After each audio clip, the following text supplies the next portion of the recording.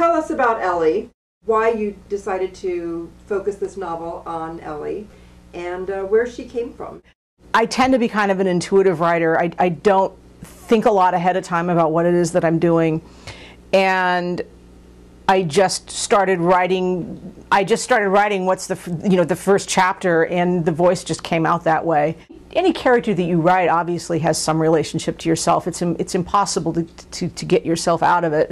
That's an act of transformation that very few writers have, the ability to imagine a character who is utterly unlike themselves. You have to find something in them that you can relate to.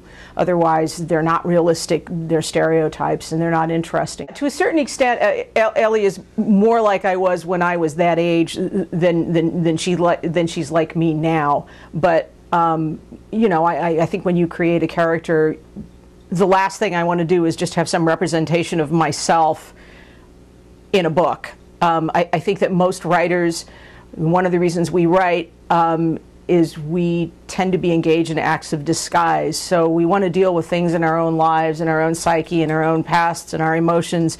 But most of us don't want to put it right out there on the page. We look for ways to hide and mask what our issues are and what it is that we feel compelled to talk about. Anyway, I had the idea that I wanted to have a young woman who was an accidental soldier in Iraq, and she came from a background.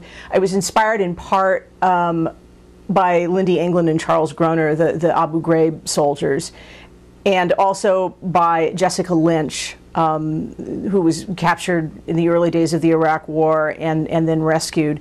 And Jessica Lynch was in the National Guard. She didn't really have any ambitions of being a professional soldier. She joined the National Guard because she couldn't get a job at Walmart. So I wanted to have a character like that who never intended to go to war, who was from an economically depressed background, who just wanted to get a little bit of money for health care, possibly attend a community college. She joins the Army National Guard and really was completely unprepared for the experiences that she ended up having. So you sort of start from there, you put yourself in the mindset of a person like this, and then the rest of it is just kind of an odd intuitive channeling. I'm not somebody that writes out people's attributes on note cards. I pretty much kind of wing it. And to a certain extent, I feel like when I'm writing characters that I'm observing them and watching them, and it takes me a while to get to know them. Luckily, this was an age where a lot of soldiers were talking about their own experiences. They had blogs, they wrote memoirs, there were documentaries. I am a kind of a compulsive reader of news. I followed all of the news articles I could. I tried to immerse myself in the world as much as I could. And another thing that proved really useful is I had a friend who was a part of a peace organization who traveled to Iraq several times before and after the invasion.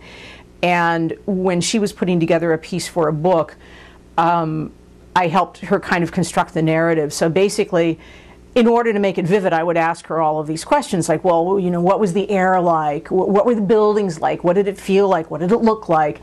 And I was able to go back and use the notes, the answers to the questions that I'd asked her to add a little bit, I hope, of texture and realism to what I did. I did the best that I could with it. And some of the compliments that have been the most meaningful to me have been from veterans who asked me if I had served because they felt that I did a credible job presenting that world.